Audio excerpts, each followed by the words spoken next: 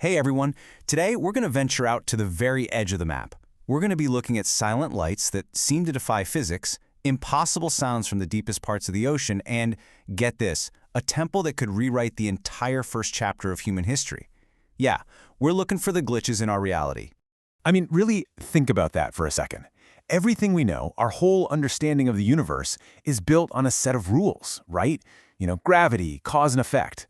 But what if those rules aren't as absolute as we think? What if in a few weird corners of the world, they just don't apply? Look, for the most part, our world makes sense. We can explain the tides, we can predict the weather, we get how an atom works. But this explainer, this isn't about the 99% of reality that plays by the rules. Oh no, this is about that other 1%, the fascinating, mind-bending exceptions that defy every single explanation we've got. Okay, let's dive right in. Our journey to the fringe starts now, with these places that honestly seem to be operating on a completely different software version than the rest of the planet. So our first stop is this quiet, really remote valley in central Norway called Hessdalen. And for decades, this place has been home to something that, well, it seems to violate the laws of physics pretty much on a nightly basis. And this is where it just gets bizarre. I mean, look at these contradictions. You've got these bright, solid-looking lights that people can see with their own eyes. They can photograph them, they hover, they streak across the sky at insane speeds, they even split into smaller lights. But here's the paradox. Infrared cameras, they pick up zero heat. And radar, which would easily detect a solid object, gets nothing. It's literally like seeing a ghost that you can film.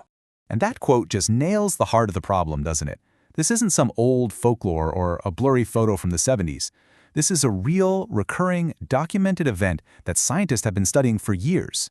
And after collecting mountains of data, their conclusion is basically, yep, it's real. And no, we have absolutely no idea what it is.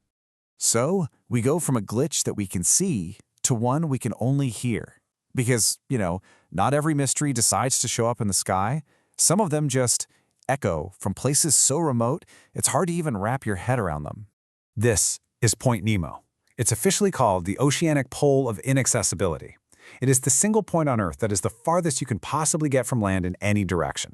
In fact, the closest human beings are often the astronauts orbiting 250 miles above in the International Space Station, and it was from the depths of this total, absolute isolation that we heard something impossible. Back in 1997, a network of underwater microphones, hydrophones, set thousands of miles apart, all picked up the exact same thing. It was this incredibly powerful, super low frequency sound that they nicknamed the bloop. To be heard over that kind of distance, the thing that made it had to be monstrously loud.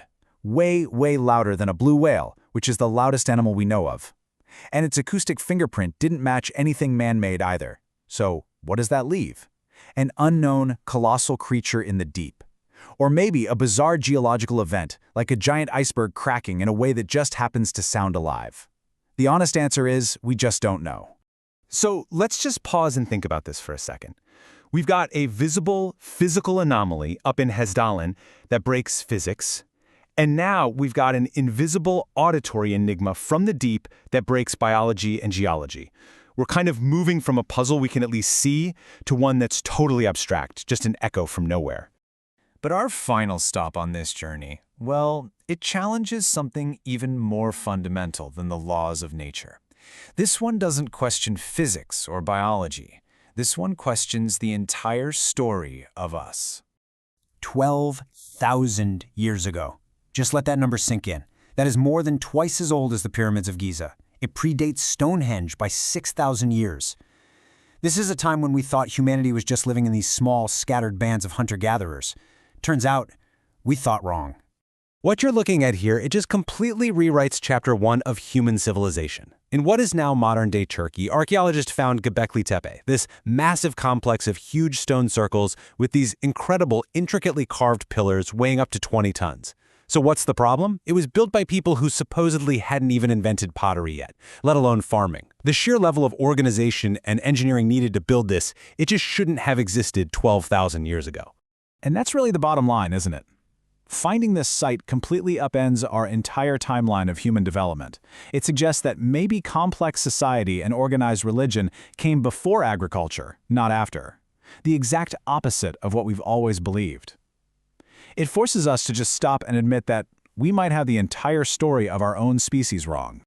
So, okay, we've got lights that shouldn't exist, sounds that can't be explained, and a history that seems impossible. It might feel like we're just pointing out all the ways science has failed. But what if these mysteries aren't failures at all? What if they're the entire point? We all learn about the scientific method in school, right? It's this amazing engine we use to figure out our universe. It's all about observing, questioning, and testing. It's incredibly powerful, but it has this one secret feature built right in. It actually thrives on being broken. So what happens when that method hits a brick wall? Well, that's where the real magic begins. An anomaly, something like the Hessdalen Lights or Göbekli Tepe, is a piece of data that just doesn't fit our model. It forces us to question what we thought we knew for sure, to go out and explore totally new possibilities, and in the end, to expand the boundaries of what we know. These mysteries, they're the fuel for discovery. And that kind of leaves us with this final thought. These strange places and events aren't just cool curiosities. They're invitations. They're like big glowing signposts pointing toward a reality that is deeper and stranger, and probably more wonderful than we currently get. They remind us that the map of human knowledge still has huge unexplored territories. So I'll just leave you with this question. If the answers to these mysteries could change everything, does that mean the most important discovery is the one we haven't even made yet?